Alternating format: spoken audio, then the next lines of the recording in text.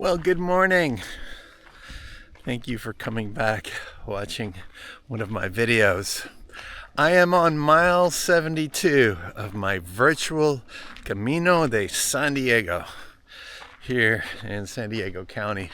It's a rare overcast morning. We have some rain coming in on the west coast. It's going to be raining for the next few days, which is probably the first real rains we've received in months. It was dry all summer and we definitely need it. You can see how dry all of this is to lower the fire risk just a little bit, which will make us sleep a little better, but it's nice. It also gives me an opportunity to get out onto these trails without worrying about the sun.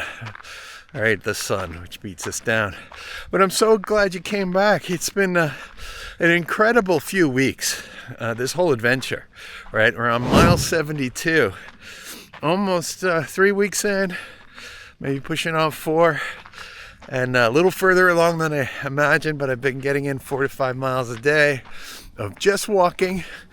And the great thing about walking is you can pick it up whenever and wherever you like. You don't have to prepare. You just have to go out the door. Or in my case, if it's really late and I want to get some steps in, I have a walking pad right in front of the TV so I can watch a game. And I'll just watch a few innings and walk it out, or get on a call and walk it out. And over time, those steps add up and turn into something measurable. Something significant, something real, which for me is now 72 miles, and I've got more than 400, like 410 ahead of me, but I'll keep going and I'll keep sharing with you what I'm going through. This is pretty much that, the documentation of this journey, and it's not just a physical journey, it's a spiritual journey. It's a transformational journey. So many things are changing in my life right now. We could sit here and talk for a long time, but we won't. I've got to get back to walking. And I want to go over something that I think is important to me and something I realized. I've gone through a lot of change recently, as I've shared in my previous video, and if you don't know what that all is, I'm not going to continue hitting on those points, but life has changed outside of my control, and through this considerable amount of change, I had to rethink a lot of things. Not when I was ready to, like, hey, by the way, you're on a new trail now. You're on a new path. You have new challenges ahead of you, new things to think about. And with that came some anxiety and fear even, like, oh my gosh, what am I going to do? And I'm sure you've all been in that situation, especially you, right? You know what I'm talking about. When something just shows up unexpected and you have this reaction, this response, totally natural. And sometimes it's emotional. I mean, even could break you down into tears. And not knowing, like, what you were sure of is now uncertain. What am I going to do? What am I going to do? That's the question. And so I started creating this video. It gives me an opportunity to speak about it, which is really just a form of journaling. If you don't want to create your own YouTube video, which you certainly can, or talk to yourself, or talk to a therapist, or your family, or your clergy, whoever it is, I recommend that you talk or write. Yes, write. Journaling, getting things down into words, scientifically proven to help you manage your emotion, your uncertainty, being unsettled. It brings clarity.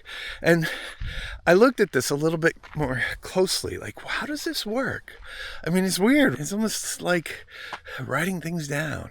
Writing things down will help your mind settle. And it's true, based on research that was done in Stanford University and other places.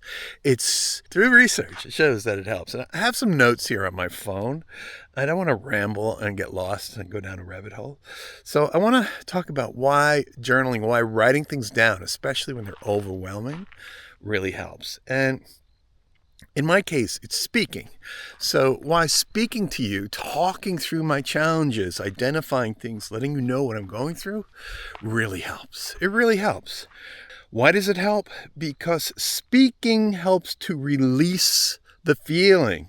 You talk about something you've been carrying, or you write about something in your journal about what you've been carrying inside, and it lets it come out. It lets you release it, to let it go. It gives you an opportunity for that feeling to land somewhere rather than being stuffed away. It gives you an opportunity to settle. Like, oh boy, I'm glad I said that, or got that off of my shoulder. And even if it's just writing it into your digital journal, or if you have a notebook and you write it down, you tend to feel better. Tend to feel better after you release that, shared it with the world, or your private world, or your creator, your spiritual source, whatever it is. By releasing it, it gives you an opportunity to settle.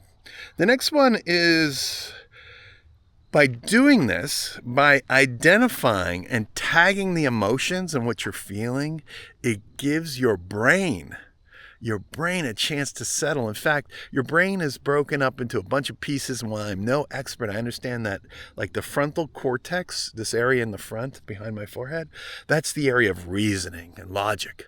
But deep inside the brain, there's this part of the brain you may have heard about called the amygdala, which is in charge of things like reaction, flight or fight, response, that emotional tone. And by having the frontal cortex identify, right, and nail down and recognize that you're experiencing the feeling that the amygdala is shooting, and the amygdala also helps the brain generate all kinds of hormones and chemicals in your brain to make you either take action or run away or do whatever you need to do. But very quickly, what happens is a synchronization between the front of your brain and that amygdala. And that synchronization, that recognition, that alignment enables your brain to settle. To say, hey, I see you. It's going to be okay. This is what's happening inside your head. And it helps. It does. Just by saying the emotion out loud, it gives your brain a chance to catch up, not to feel so overwhelmed. At least it has for me, and making these videos have really helped me settle through all of the change that I've been going through, and all of the change that I will be going through. And I use this so often. My natural instinct is to respond, to react. Or something happens that I don't like, and I'll respond very quickly. Reaction.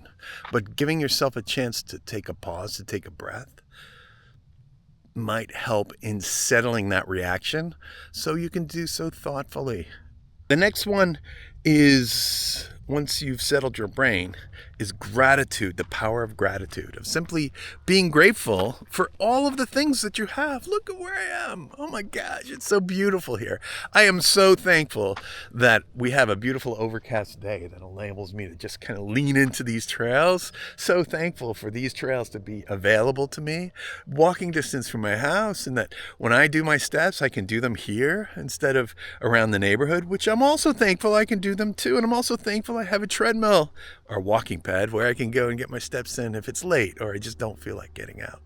Having those moments of gratitude help pivot the brain away from the emotion that you feel on you. And while that emotion may never really go away, you'll always have to deal with it. Like, think about grief. When you lose someone, you'll always miss them. That will always be painful, but you learn to live with it, to align yourself with it. And it doesn't block you. Rather, the perspective changes so it's alongside you. And gratitude is a great way. And I know it sounds hokey, but just like writing down 3 things that you're grateful for, saying them, or telling someone how grateful you are. Like, I'm going to tell the next 3 people how thankful I am for them to be in my life. You'll feel good. They'll feel good too, because people love to be recognized and appreciated. They do.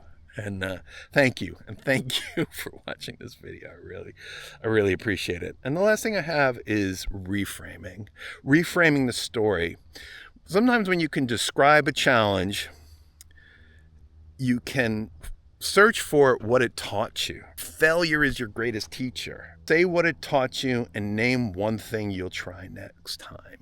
So failure or surprise or something that happens to you unexpectedly outside of your control, once you move away from the emotion to reframe it into a lesson, on how it might give you a new opportunity. You know the saying, when one door closes, another one opens.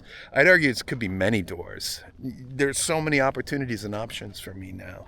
I've got some contract work. I'm helping a company with their creative vision. I'm helping another company with some training, developing training for AI enablement, like all this cool stuff I was never able to do freely.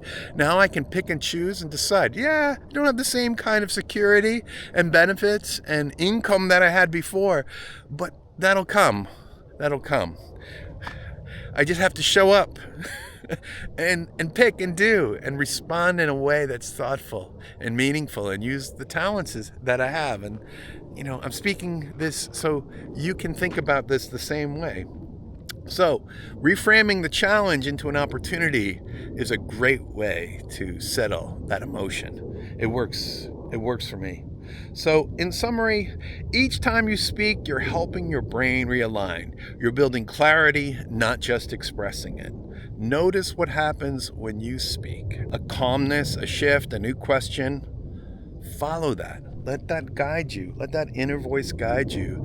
But in order for that inner voice to arrive, that message, that inner spiritual message to arrive, the water needs to be calm, not turbulent. It's hard to see when things are moving. Just take a moment, breathe, relax, get out into nature, into the trail. Try to quiet the brain in a way with the techniques that I shared and others. There's many. Even just paying attention to your breath. And then you'll be surprised. An idea might pop up out of the blue, or someone may say something where before you were so distracted with focusing on the emotions that you couldn't really hear what they said. And once you hear them, that will connect you to another idea, your idea, a real feeling that can help you get to the next level, get to where you need to go, get to where the path is. The path. See, look at this trail here. Look at this path. It's available for me to get my steps in. And I'm going to go with you here, getting my steps in. We've got, more than 400 more miles to walk together. And I'll share with you those miles. Thank you so much. If you're still watching, I really appreciate it. Also, I want to let you know I've launched a new Substack channel, and I've been publishing some writing. I've been writing these little short articles there. So I'll put a link below. I think it's adamtinkoff.substack.com.